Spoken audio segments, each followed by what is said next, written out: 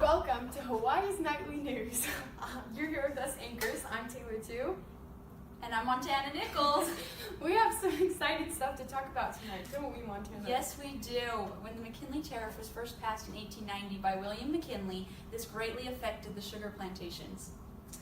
So prior to William McKinley's tariff, there was a tariff placed on imports and exports. However, the sugar was on the duty-free list. So Hawaii plantation owners could sell this sugar for very cheap prices, and everybody was buying it because they didn't have to pay tax on it. However, once this McKinley tariff was passed, they started putting tariffs on sugar. So that dropped the Hawaiian economy. Since the economy was down, many plantation owners resorted to laborers from Portugal, China, and Japan. This also affected the merchants. Buying and selling was less beneficial, so the economy dropped and so did their wages. This all changed when Hawaii became an annexation of the U.S. Here's Brennan on that.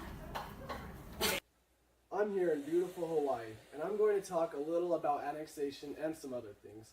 Annexation for the United States started when we took over the Midway Islands about 1,300 miles north of Hawaii.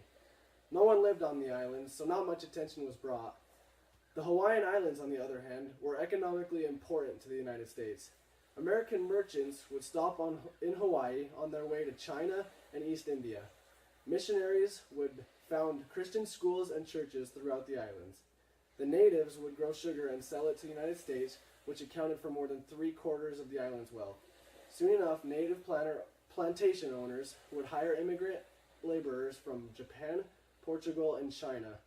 Once more and more immigrants began coming to the islands, the foreigners outnumbered the natives 3-1. The plantations grew, and soon the United States agreed to import Hawaiian sugar tax-free. But over the next 15 years, there were too many plantations, about 9 times more than there were.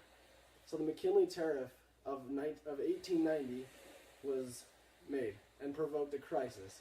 By eliminating duty-free status, as a result, Hawaiian sugar growers had a competition of American growers.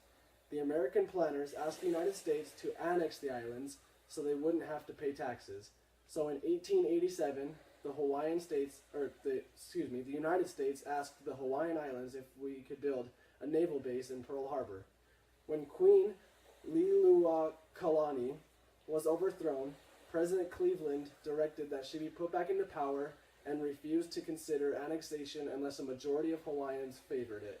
In 1897, William McKinley succeeded Cleveland as president, and on August 12, 1898, Congress proclaimed Hawaii as an American territory, even though the Hawaiians never had a chance to vote. Hawaii became the 50th state of the United States. Thank you, Brennan.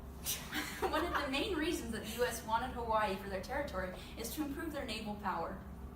Yes, Hawaii was in the middle of the Pacific Ocean, so it was between, the Asian continent and North America, and so this was a great place to have a naval port. And America, they were focusing on building up their naval power, saw this as a great opportunity, and so they used Pearl Harbor in Hawaii, Oahu specifically, as a huge naval port.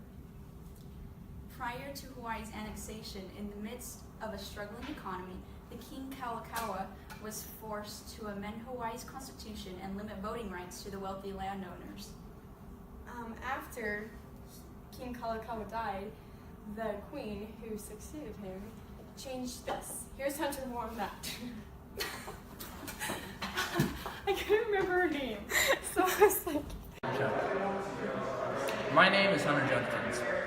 Today, I'm interviewing 2 very, very historical figures. There's another one, Queen Liddy. She was not able to be here today. However, she is important because she was the first female monarch of Hawaii and the last. She ruled from January 29th, 1891 to January 17th, 1893. With me now, I have John L. Stevens. I was United States Minister to the Kingdom of Hawaii in 1893. I was accused of conspiring to overthrow the Queen.